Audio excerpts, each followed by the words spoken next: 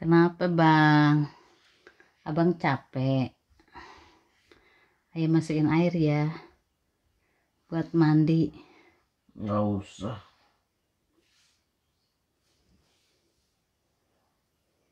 Abang mau kopi atau teh? Ayo buatin ya. Nggak mau. Abang capek. Sini ayo pijitin. Nggak usah. Abang kenapa? Ditawarin ini itu nggak ada yang mau. Abang lagi kenapa sih bang? Lagi bingung.